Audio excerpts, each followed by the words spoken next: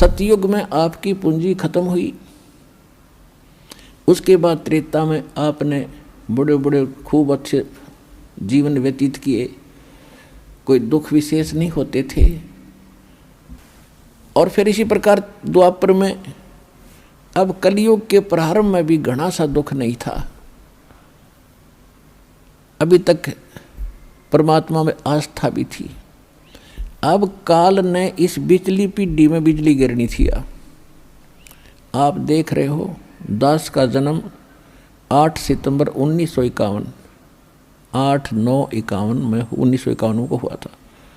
और उससे पहले का भी माहौल देखा हमने, किस प्रकार रहा करते थे, कितना सिंपल जीवन जीते थे, कैसे नेक विचार उन महापुरुषों बुजुर्गों के होते थे, कैसा आपस में प्यार होता था वहाँ केवल। अब फिर उसके बाद दास ने देख लिया, उसके बाद ये 50 वर्ष के अंदर अंदर ये कितना परिवर्तन हो गया। दिन और रात का कहते हैं, जमीन आसमान का अंतर हो गया। इंसान की भावना बदल गई, विचार बदल गए, रहन सहन बदल गए और भगवान से कोसों दूर हो गए। और जिनमें भगवान की आस्था थी वो नकलियाँ के फंसा दिए काल ने, इन ग्रुप के ग्रुप बना दिए। कितने बड़े बड़े करोड़ों जीवों का नाश कर दिया इन नकली संतों ने। ये पुण्यात्मा, ये थे तो पुण्यात्माएं इन्हीं में से बचे हुए थे जो आप भक्ति करेंगे ना, और जो ना पार होंगे उनको काल, उनकी इतनी कमाई बन जाती है कि वो स्वर्ग में, महास्वर्ग में खा के फिर भी, और यहाँ भी आ जाते हैं, राजा बनकर चले जाते हैं, फिर स्वर्ग में बैठा देता है उनको।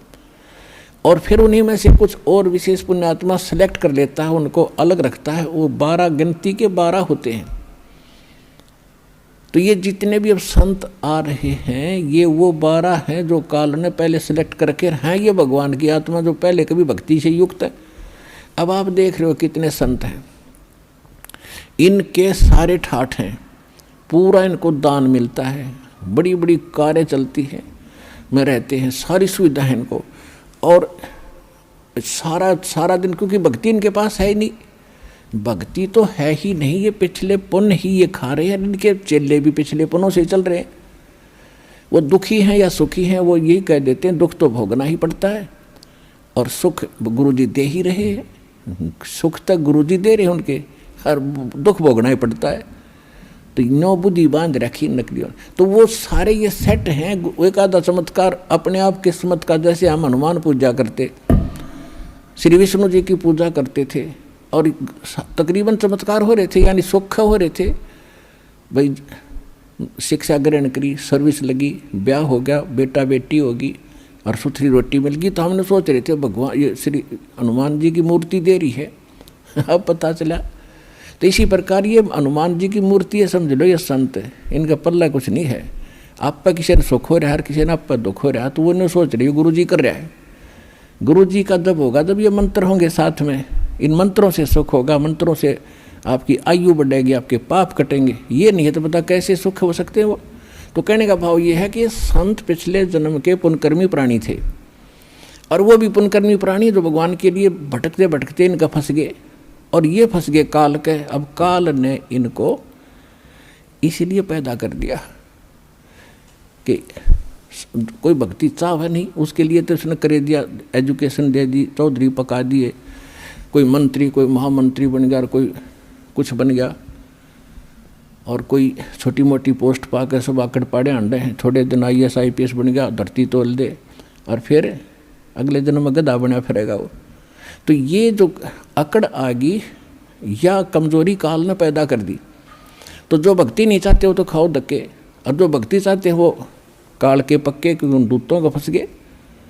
अब परमात्मा ने कहा था कि, काल ने कहा था कि 12 पहले अंश हमारे जाही और पीछे अंश तुम्हारा जाए। जब परमात्मा का, कबीर भगवान का और इस काल का अनुबंध हुआ था, इसने बहुत विनय की थी कि 3 युगों में जीव ना ले जाना।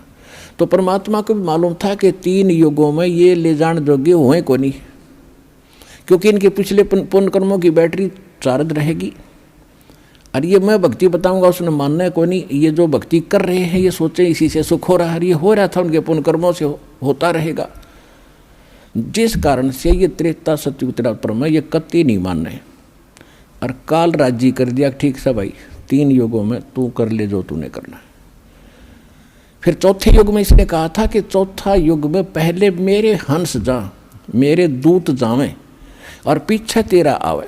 परमात्मा बोले या भी मान ली तेरी जा और बोल। परमात्मा को पता था यदि मैं पहले भेज दूंगा अपने हंस ने तो वो सारी सच्ची कहेगा, फिर ये काल के दूत जाएंगे वो ये बताने लग जाएंगे, भिन्नता कहाँ रहेगी। तो काल ने इसलिए उसको आदेश दे दिया। काल ने ये सोचा था कि सा कंडम कर दूंगा, इन इतना बना ऐसा बना दूंगा या तो भक्ति करने तो गिरेंगे नहीं, कोई शराब में, कोई सुल्फा, कोई अफीम, सारे अड़ंगे पर लगा दिए। जो भक्ति करते हैं वो कोई पत्थर पानी पूजन पर ला दिए, या नकली संता का फंसा दिए। तो काल ने ये चालाकी करी थी कि पहले अंश मेरे जाही और पीछे अंश तेरा आई। तेरा जो दास से दाता वो बाद में आवे, पहले मेरे जाले अगजा, पहले तेरे चले जाएंगे। परमात्मा को पता था कि वो नकली संत जितने काल के दूत जाएंगे उन्हें ज्ञान तो है नहीं, इनके भगवान ने ज्ञान नहीं, तो वो ज्ञान क्या करेंगे, बकवास गढ़ेंगे। तो वो बकवास घड़ घड़ के ज्ञान बता बता के उनकी कई पीढ़ी जा चुकी होंगी और उनकी पुस्तक बन चुकी होंगी, उनके ज्ञान की DVD बन चुकी होगी। तब मेरा दास जाएगा और उनको परमात्मा ने कहा था, उनका सुनियोजित तरीका था। ऐसे इंस्ट्रूमेंट कलयुग में मालिक ने बनवाए हैं, ये प्रोजेक्टर, टेलीविज़न, हाथों हाथ सच्चाई देगा मेरा दास जा करके। उन नकलियों के दिखाएगा नकली अनुभव और सदग्रंथों को दिखाएगा कि जिन महापुरुषों को मिले उन्होंने ये भक्ति की, यही हमारे सदग्रंथ बताते। तो 1 मिनट में उन सब की खाल तार कर रख देगा। सब बच्चे मुझे पहचानेंगे और मेरे पास आ जाएंगे फिर छोड़ छोड़ के।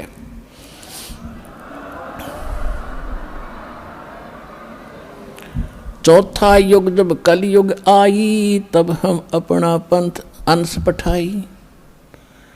काल बंद छूटे नर लोई शुक्ल सृष्टि परवानिक होई। सारी सृष्टि परवानिक यानी पूरा विश्व नाम लेगा।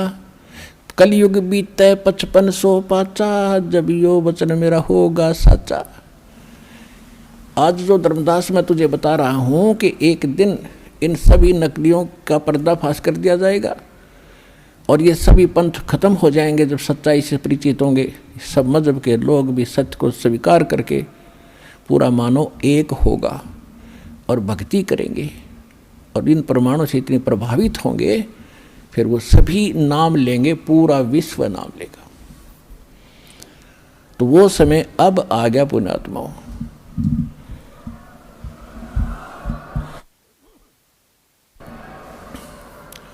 अब क्या है कि जो भी किसी पंथ से जुड़े थे या कोई अपनी परंपरागत साधना कर रहे थे, घर की पूजा होती है, उनको करते करते आज आपकी क्या हालत हो चुकी है। किसी को शांति नहीं, किसी का बेटा मर गया, किसी की बेटी मर गई, किसी की बेटी विधवा होगी, किसी का पोता मर गया, किसी को कैंसर होगी, किसी को और अन्य समस्याएं पैदा हो रही हैं। और वो भक्ति अब भी कर रहे थे, उन्हीं पंथों से भी जुड़े जुड़े उनका कति विनाश हो लिया, सर्वनाश हो रहा है। अब राधा स्वामी पंथ से, धन सतगुरु पंथ से, आसाराम से, इन सब से, ये कुमार स्वामियों के वहाँ भटक गए और उनसे कोई लाभ ना मिला, कति सर्वनाश हो लिया। अब यहाँ रो रहे हैं, अब कोस रहे हैं उनको कि हमारा जीवन खो दिया 20-20, 30-30 वर्ष। अब क्यों, कैसे संतोष होगा उन पुण्यात्माओं के, एक अनमोल जीवन को नाश हो गया। अब तो पता नहीं था उनको अभी तक कि इतनी कीमत है इस मनुष्य जीवन की। यहाँ आने से पता चलेगा ये कितना कीमती है। और अब यहाँ आते हैं और कोई कहता जी मैंने 20 वर्ष हो गया राधा स्वामी में था, इतने दुख गिनवाता है, मुझे भी रोना आने को हो जाता है। और फिर उसको कहा जाता तू वहाँ 20 वर्ष खो दिए, अब यहाँ 20 महीने या साधना करके देख ले, तेरे वारे न्यारे ना हो जाते, बेशक कद्दे छोड़ दिए। फिर